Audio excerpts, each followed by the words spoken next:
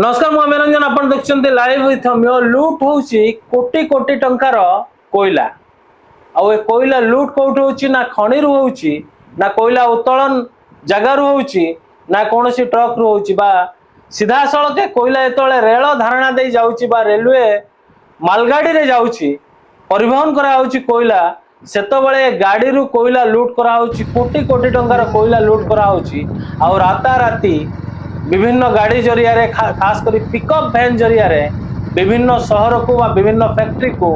विभिन्न व्यावसायिक अनुष्ठान को राता राती ये सप्लाय करा होची आउ या भितर सामिल अछंती तळठू नै ऊपर अधिकारी एपरिक गाँ लोक तबे कोयला चोरी रैकेट केवल जे व्यवसायी बा कला व्यवसायी माने पैसा कमाउछंती ता नुहे कि सबुठू बड़ बा गुरुत्वपूर्ण घटना एबे जहाँ सामना को आछि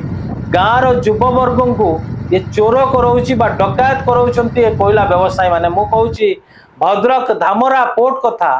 धामरा पोर्ट रु जो कोयला मालगाड़ी जोगे जाउछि विभिन्न शहर को विभिन्न जगह को जाउछि ये जेतबेले से रेल धारणा दे जाउछि बा धामरा पोर्ट रु भद्रक आड़ को जाउछि सेतबेले मालगाड़ी रु विभिन्न उपाय रे कोयला को तळ को बा वागन तळ को पका होछि आ ए कोयला को संग्रह करा होछि आ संग्रह करा रे लिप्त रहउछंती गाँव रो खास करी युवपीढ़ी माने केवल युवपीढ़ी माने लिप्त रहउछंती ता नुहे कोयला को लोडिंग अनलोडिंग करबा सहित पिकअप वैन रो लोडिंग करी पिकअप वैन को एस्कॉर्ट करी एक विभिन्न जगह रे पहुंचेबा पर्यंत दायित्व लिभाई थांती ए युवपीढ़ी माने युवपीढ़ी मान को एक प्रकार बा माफिया कोयला माफिया बा चोर तस्कर बनाउछंती ए व्यवसायी माने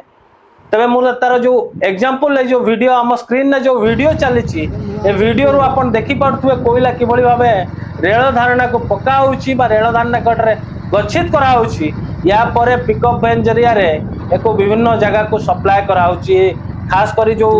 धामरा रो भद्रक जीवा रास्ता रे बड़ी घटना देखा को मिलुची जो सामिल अछंती तळठू नै ऊपर अधिकारी इवन के आरपीएफ टू नै स्थानीय पुलिस प्रशासन गाँ लोक समस्त को चंदा दउछंती कोयला व्यवसायी माने जार अभियोग बारंबार कराइतले मध्य ए घटना को के ध्यान दउनांती बा ए घटना ऊपर के फोकस करूनांती जो संदेह कराउची समस्तकर नेस्त स्पष्ट लिप्त अछि सीधा सड़क आलोचना करवा आम सहित अच्छा वरिष्ठ सांबादिक अरविंद दास सर जो मु घटना कथा कहूली जो वीडियो भी आम स्क्रीन में चली देखुए कोयला किभली रेल धारणा रे बा वागन रु तले पका रेल धारणा कड़े कड़े को गच्छित कराउची आउ एको संग्रह कराउची युवपीढ़ी को लगाई बा गाँ लोक को इनवॉल्व कराई संग्रह कराउची आउ पिकअप वैन जरिया रे खास करी केन्द्रापड़ा कटक केन्द्रापड़ा जो चांदवाली केन्द्रापड़ा रास्ता दे एको विभिन्न अंचल को पार कराउची विभिन्न शिल्पानुष्ठान नहीं कि व्यवसाय अनुष्ठान को एक बिक्री कराउची चोरा रे कोटी कोटी टंकार राजस्व लॉस होउची एपटे कोटी कोटी टंकार मुनाफा कमाउचंती जो कला व्यवसायी माने बिना कोनोसी इन्वॉल्वमेंट रे आ ताठू बड़ गुरुत्वपूर्ण प्रसंग जो युवपीढ़ी को एथिरे इन्वॉल्व कराउची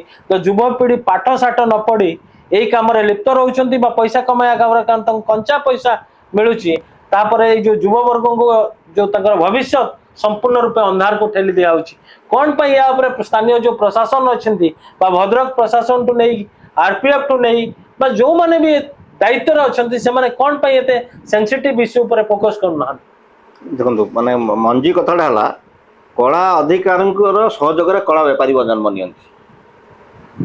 एवं कला व्यापारी सहयोगरे तल लेवल को करप्शनटा जाए अधिकारी यदि जपन न चाहिए गोटे बेपारी केवल कला बेपारी हो पार यहाँ हूँ संपूर्ण सत्य कथा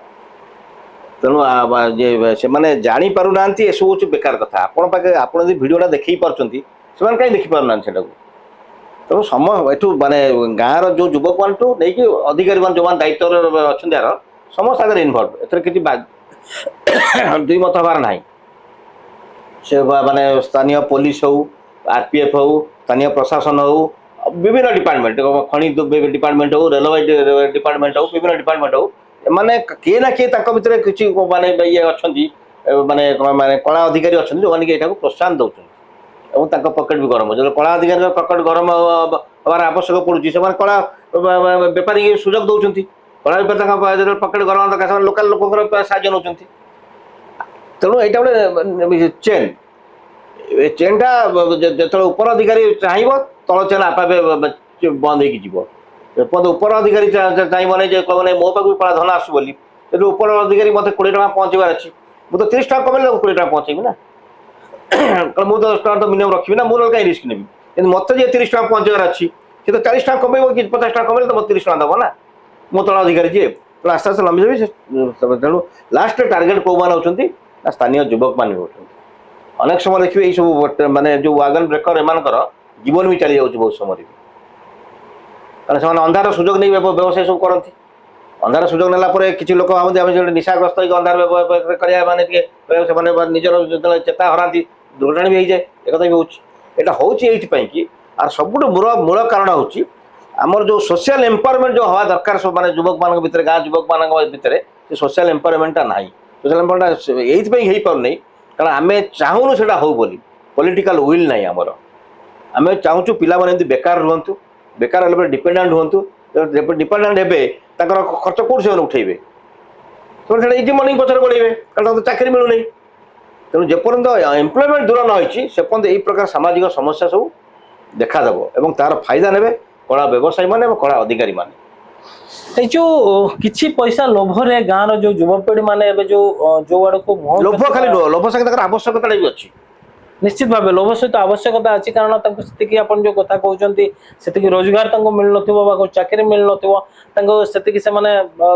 ସଷ୍ଟେନ ନଥିବେ ବା ଘରର ସ୍ଥିତି ମଧ୍ୟ ଆର୍ଥିକ ସ୍ଥିତି ଭଲ ନଥିବ। ସ୍ଥାନୀୟ ଯୋଉ ଜନପ୍ରତିନିଧି ମାନେ ରହିଲେ,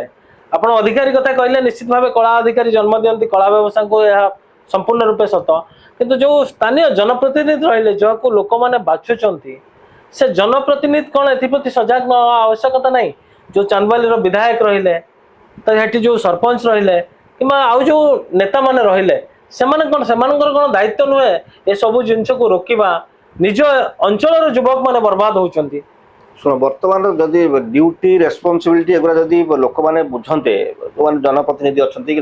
ମାନେ ଇଏ ସରକାରୀ ଅଧିକାରୀ ଅଛନ୍ତି, ତାହେଲେ ତ ଓଡ଼ିଶା କ'ଣ ଯେକୌଣସି ଅଞ୍ଚଳ ବି ସୁନାର ହେଇଯାଆନ୍ତା। ସେଇମାନେ ହିଁ ବେଶୀ ଚାହୁଁଛନ୍ତି ଯୁବକ ଅନଏମ୍ପ୍ଲଏଡ୍ ହେଇକି ରୁହନ୍ତୁ, ଅନଏଜୁକେଟେଡ୍ ହେଇକି ରୁହନ୍ତୁ, ତାହେଲେ ଆମର ବୋଲ କରାହେବେ, ଓଲଟା କଥା କହୁଛନ୍ତି। ଆପଣ ଦେଖନ୍ତୁ ଯେତିକ ସବୁ ଯୁବକମାନଙ୍କୁ ନେଇକି ଭୁଲ ବାଟରେ ନେଇକି କରିକି ଆନ୍ଦୋଳନ କରାନ୍ତୁ କି ଯାହା ବି କରାନ୍ତୁ, ଜନପ୍ରତିନିଧିଙ୍କ ପରିବାର ତା ଛୁଆ କେବେ ଆସି ଆନ୍ଦୋଳନ କରିନଥିବ, ଏଇଟା ମାର୍କ କରିଥିବ, ଦେଖିଥିବେ। ତା ଛୁଆକୁ ସେ ନେଇ ସେ ବାହାରେ ପାଠ ଟିକେ ପଢ଼ଉଥିବ ଏବଂ ତାର ଏମିତି ଜଣେ ବାଟ କରିଥିବ। ଏମାନଙ୍କୁ ସେ ଚାହୁଁଛି ଏମାନେ ଯଦି ବେକାର ରହିବେ, ଅନଏଜୁକେଟେଡ୍ ରହିବେ, ଆମେ ତାଙ୍କ ପିଛାରେ କିଛି ଖର୍ଚ୍ଚ କଲେ ସେ ଆମ କଥାରେ। ଆପଣ ଭାବୁଛନ୍ତି ଜନପ୍ରତିନିଧି ଏଥିରୁ ମୁକ୍ତ ବୋଲି କେମିତି ଭାବିଥିଲେ ଆପଣ? ମୁଁ ଆପଣ କ'ଣ କହିଲେ, ଯଦି ମାନେ ସେମାନେ ଯେଉଁମାନେ ସରକାରର ହେମ୍ ଅଫ୍ ଦି ଆଫେୟାର୍ସରେ ବସୁଛନ୍ତି, ସେମାନେ ଯେଉଁମାନେ ଡିସାଇଡ୍ କରିଦେବେ ଏବଂ ପ୍ରକୃତ କାର୍ଯ୍ୟରେ ପରିଣତ କରିବେ ଯେ ଆମେ କରପ୍ସନ୍ କରିବୁନି, ଆପେ ଆପେ କରପ୍ସନ୍ ତଳେ ବନ୍ଦ ହେଇଯିବ। କାରଣ ସେମାନେ ତ ଉପରୁ ଆକ୍ସନ୍ ଆରମ୍ଭ କରିବେ ନା। ଏଠି ଯେଉଁ ଆପଣ କହୁଛନ୍ତି ଜନପ୍ରତିନିଧି, ଏସବୁ ମାନେ ଭାଷଣରେ ଠିକ୍ ଭଲ ଲାଗୁଛି ସେସବୁ ଶୁଣିବା ପାଇଁକି, ଜନପ୍ରତିନିଧି ଜନଙ୍କ ସେବା କରିବେ, ଏସବୁ କରିବେ। ତେଣୁ ଜନପ୍ରତିନିଧିଙ୍କ ଭିତରେ ବି କିଛି କଳାବଜାରୀ ଥିବେ। ଆପଣ କ'ଣ ଭାବୁଛନ୍ତି ଜନପ୍ରତିନିଧି ମାନେ ତ ବ୍ୟବସାୟ କରୁଛନ୍ତି ପରୋକ୍ଷରେ ଆଜିକା ଦିନରେ? ତେଣୁ ଆପଣଙ୍କ ସେ ଅଞ୍ଚଳର କିଛି ଜନପ୍ରତିନିଧି ଥିବେ, ୟାକୁ ପ୍ରୋତ୍ସାହନ ଦେଉଥିବେ। ହୁଏତ ବିଧାୟକ ନ ଦେଇପାରନ୍ତି, ବିଧାୟକ ପାଖ ଲୋକଙ୍କୁ ପ୍ରୋତ୍ସାହନ ଦେଉଥିବ। ବ୍ଲକ ଚେୟାର ନ ଦେଇପାରେ, 2-4ଟା ଗାଁର ସରପଞ୍ଚ ସେମାନେ ପ୍ରୋତ୍ସାହନ ଦେଉଥିବେ।